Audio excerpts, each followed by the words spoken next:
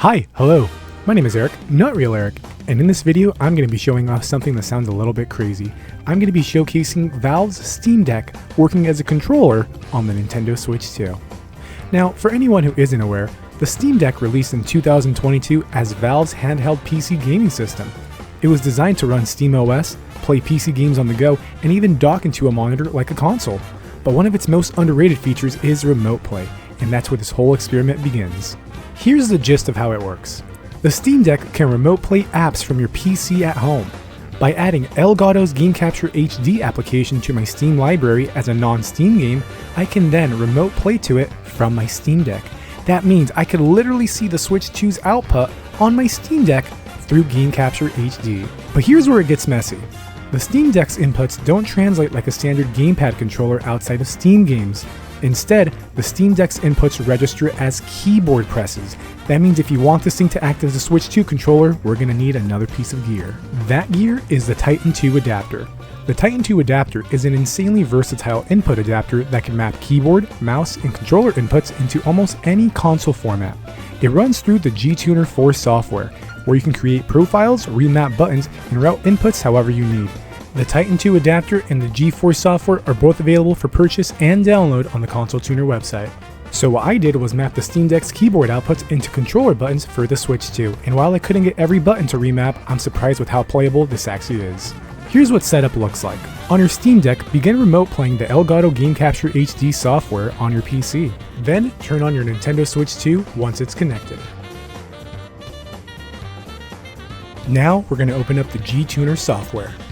Here's what the G-Tuner 4 software looks like, and here's a list of some of my keyboard remappings for the Nintendo Switch 2.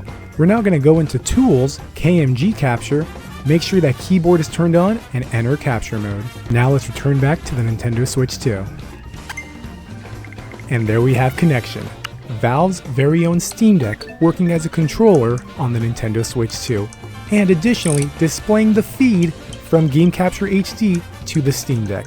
Now, while there is input latency, this is still incredibly playable. Now, while I wasn't able to get every single button working properly in my brief time with the G-Tuner software, I'm sure with enough patience and tinkering around, it would be possible. Now, let's see some gameplay.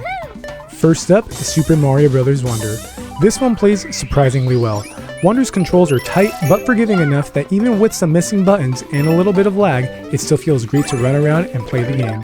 It's always fun to play a Mario game on new hardware, and this one was no exception. In these gameplay showcases, I'll be giving a little bit more of a spotlight on the actual Nintendo Switch 2 exclusive titles, as opposed to Switch 1 titles that have Switch 2 updates or upgrades.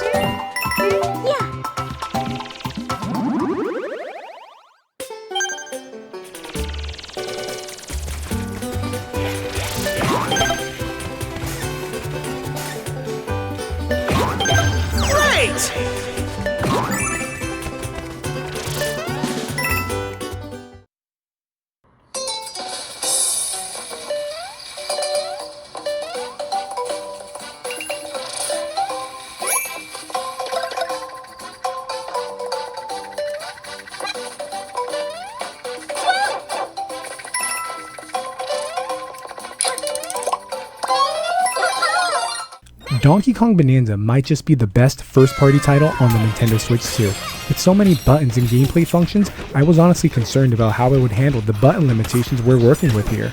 But I'm happy to report that it plays surprisingly well, all things considered. Remapping the back paddles on the Steam Deck definitely helps smooth things out, making the whole experience much more comfortable and playable. And while there is a learning curve to having to learn these remappings on the Steam Deck, I want to show off a full round of Emerald Rush, issues and all.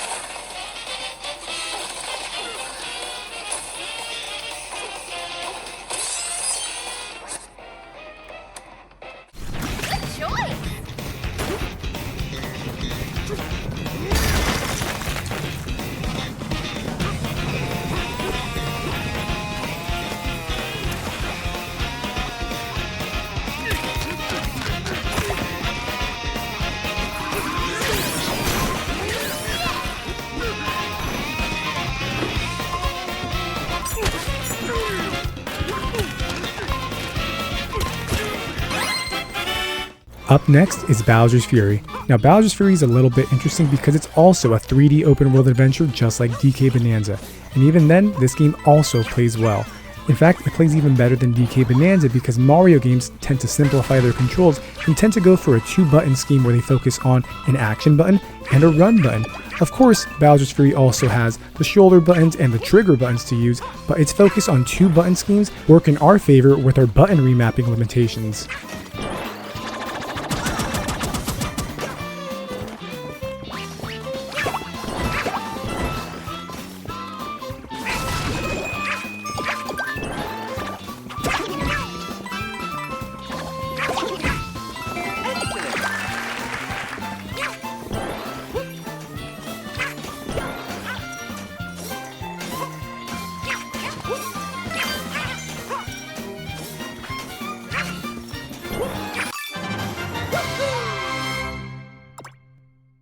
Donkey Kong Country Tropical Freeze is a challenging, precision-heavy 2D platforming masterpiece, so I thought this might be where the setup struggled, but actually, it played great despite the input latency lag and all. The lack of a right stick didn't hurt this game much at all, and I was able to pull off rolls, jumps, and even those tough minecart sections just fine.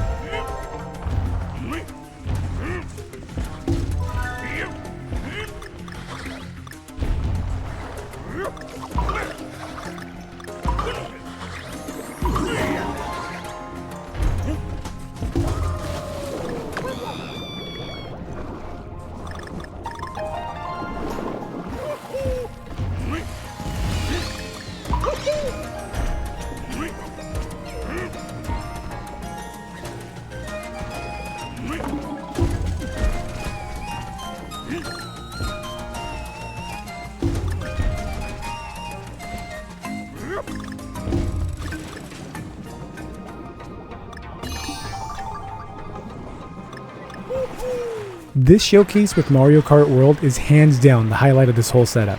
Even with the slight input lag, Mario Kart World just worked. It's smooth, responsive, and kind of surreal to be racing in World online while holding the Steam Deck as a controller for the Nintendo Switch 2.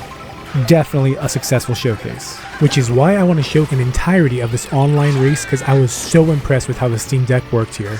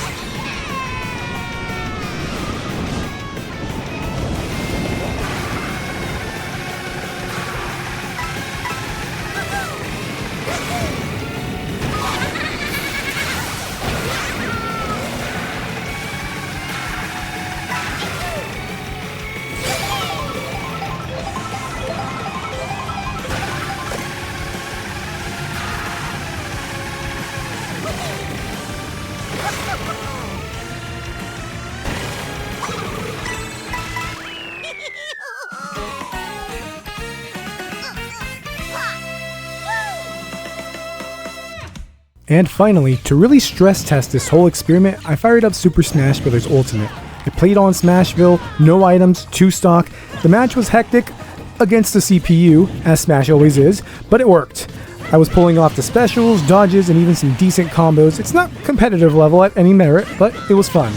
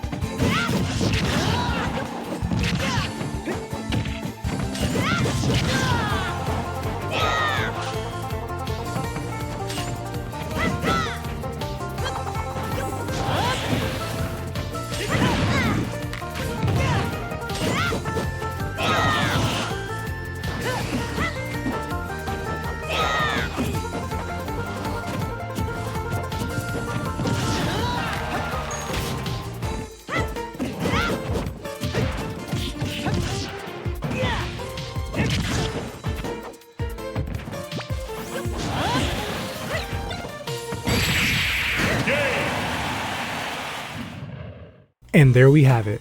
In this video, we managed to turn the Steam Deck, a PC gaming handheld from Valve, into a working controller for the Nintendo Switch 2. It took remote play, Elgato's game capture software, and the Titan 2 adapter, and a lot of remapping, but in the end, it actually worked across multiple games.